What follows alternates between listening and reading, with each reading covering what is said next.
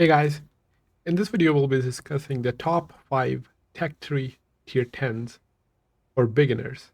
The beginners doesn't have to be someone who just started playing the game. It also could be someone who's been playing the game for a while, has a couple thousand games or maybe a few thousand, but struggling to do well in the game. And these tanks could be the way for you to improve and do well in the game as well as learn a few things along the way. As all of these tanks are enjoyable to play. Because the guide is for beginners, I have excluded the premium tanks because in the beginning you usually play Tech 3 tanks. We'll only be going through the tier 10 version of the tanks as well. And one of the most friendly aspect for beginners is the armor. So all the tanks we'll be discussing do have decent armor for better survivability. So our first tank is T110E5. The tank was decent to begin with, but then it got DPM buff along with some other minor buffs, and now it is a very, very good tank for anyone, but especially for newer players because this tank has everything. It has almost 4,000 base DPM. It has good gun handling. It has good decent mobility, and it has very good armor as well. Usually, when you get armor, you either get the raw armor or you get the angle, but in American tanks, especially E5, you get both. You can look, it's all red, very difficult to pen the turret, and even your hull. Not only does it have armor, the lower plate, it is also angled, so not easiest to pen. It can still be penned with standard rounds, the lower plate, but not the easiest of the shots. The tank does have hatch as the weak spot, and that's one of the reasons it's not used in comp, because this tank is more like jack of all trade. It does everything really, really well, but it just doesn't excel in one particular aspect. And but you can still play around the hatch though. If you keep moving, it's not in the easiest of the shots. They still have to kind of hit the middle of the hatch to pen it consistently. As well as if you're side scraping against a building, you can side scrape in a way where your hatch is not exposed. The tank is tall and has a 44 mm of side armor, but this is angled, so you can very effectively side scrape as well. As even though it doesn't have like 100 mm of side, right? But because of the angle, you're tall, it's easier to side scrape in this tank, as well as because of the angled frontal hull. So this tank basically teaches you can brawl with this tank. You can side scrape very well with this tank, as well as you can get to position and keep your gun singing. You have gun depression, so basically it has everything and one weak spot. This was my first tank, and I still very much enjoy playing this tank. So the next tank on our list is T110E4, also an American tank, and it is one of the most overpowered tanks in the game. It was very, very good to begin with, and then it got buffed. So because it's a TD, it already had an amazing gun. It used to have one weak spot that was hatch, but that's no longer a weak spot because you can try hitting it and you'll struggle to pen it consistently. And similar to E5, right? It has not only armor, it is also angle armor. You can still pen lower plate, right? But when you're fighting corners, fighting flat ground, you basically don't want to peek against an E4 that's loaded, as the tank will always pen you, but you might not be able to pen E4, or you might bounce off the tank. Because of the TD, it has extra concealment, and it can also snipe because of as you can see, it has 292 base camo. Obviously, with equipment and crew skills, you can not only snipe with this tank, you can also brawl with this tank. And when you're playing overall gameplay, this is considered one of the most overpowered Tech 3 tanks in the game. It's not only one of the very good tank destroyers, it's also considered one of the best heavies. The only reason the only reason it's not really, I guess, a true heavy in a sense is it doesn't have more HP. Usually in your heavy you have like at least 2200 or 2300 points. This was my first tank destroyer, and you don't even need to fire premium shells in this tank if you don't want to. Premium is APCR, so that's the default choice. You can just fire standard shell and you'll go through almost anything. And because of the high caliber of the gun, you always make money in this tank. One of the few tanks at tier 10 where you will make money. Essentially, if you have 130 or higher caliber, you make money. Not that much, but you still do. But the higher the caliber, the more silver you'll make at tier 10. Even though tier 10 is not supposed to make money. Next on our list is IS-7. This is one of a more beginner-friendly tanks as well, just because it has way better armor than the first two tanks, especially when it comes to side armor. It doesn't have that good DPM, 3200 DPM, considering to E5, but it does not have any hats, so you can basically facehug enemies. And the tank is very low profile, so some tanks struggle to get gun depression to hit you when you're facehugging them. The only thing you have to keep in mind is not angle your hull, because then your hull becomes tenable. Otherwise, very, very strong, like one of the best turret armors in the game. You can play side ridges in this tank pretty effectively, and you can also reverse side scrape because it doesn't have that angled frontal HUD issue in the back.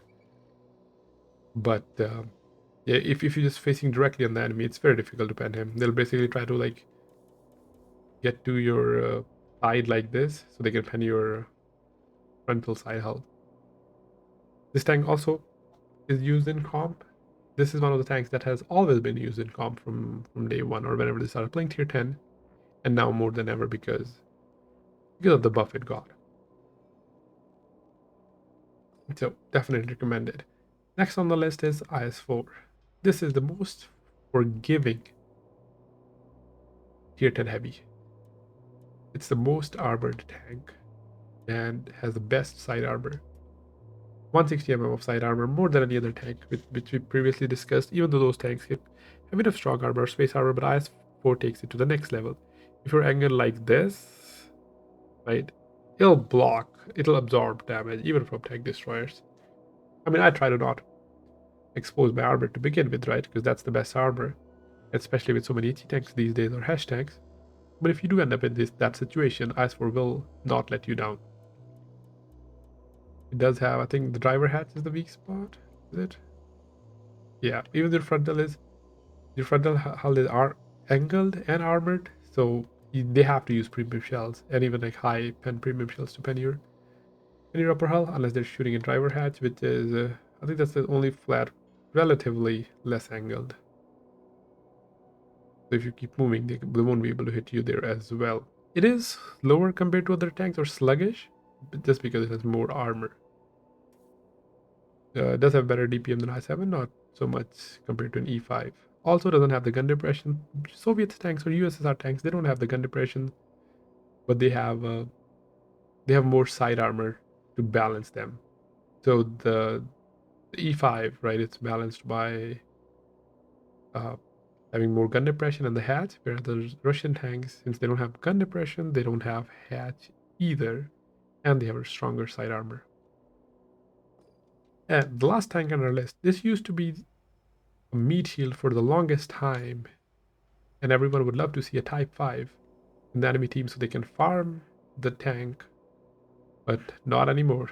The tank was buffed, or I should say super buffed. It got armor buff, it got AT alpha buff, it got heat pen buff.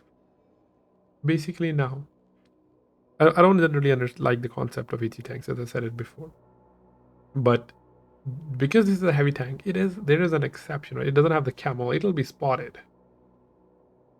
It will be spotted, and like ABRs, you know what you're getting into, right? Because in the case of ABR, your Death Star or Tehran, right, they're not even spotted. You get damaged, and you still don't know who shot you, right? And in return, you can't even see them, so you can't pen them. In Type 5 case, it has two weaknesses. It does fire AT. It doesn't fire hash, by the way. It fire AT, which means less pen than hash. So it will never pen you frontally if you have armor. That's basically the difference between AT and hash. Hash can still pen you frontally if you have some armor, but AT usually don't because of the less pen. And it'll always be spotted. You can't pen it with standard routes frontally. You can pen the hatch. That's the only weak spot, or you can reliably pen withstand it. Otherwise, you'll need to rely on high rolls. But even the hat, sometimes it's not as easy to hit if the tank's moving, or if you don't have the best gun handling. Looking at its DPM, it says 5300. That's with HE. That's not a true DPM because you don't pen every shot with HE. If you have to calculate the heat, DPM with heat, it'll probably come down to 3000. It is slow because it's a super heavy, but it's a very, very good tank in small maps and even in bigger maps. For example, even let's Westfield um, or Sand River, you can go to a corner where you can make sure that you won't get flanked, or you can go to like a brawling zone, and you will outtrade everyone. Just have to keep in mind that because of the slow and bigger size, it will be a priority for artillery, as well as sure exposed for tank destroyers as well, because you're always spotted. You can this is one tank, you know, if you don't want to pay much attention to what you're doing, right? You just want to have fun, AT people. This is the tank you can go with because you'll always hit them for 500 for most of the time. And when you open them at AT, it is very satisfying, especially those tank destroyers or the tank without armor. Sometimes, and when you're firing with AT, you also can set them on fire. I have basically one-shotted Tehran in the past in Type 5, as well as 4005s. Actually, not 4005, almost one-shot 4005.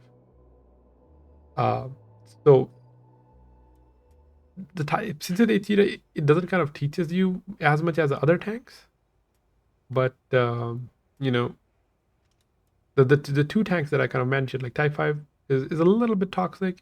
E4 also very OP, right? But then it wouldn't be a fair list if I excluded these two tanks as they are in the game. They are tech tree tanks, and if I had to restart, or not restart it, if I have to start grinding now, these 5 tanks are the ones I would go for first, because armor is your friend when you start playing the game. But these tanks, not only do they have armor, they also have good gun, and they can hold their own in a battlefield. So that was it for today's video. Let me know if you agree with me or if you disagree with me. This was for beginners. I will be doing another video for veteran players that will also include premium tanks, you know, because once you're playing the game for a while, you kind of also have some premium tanks.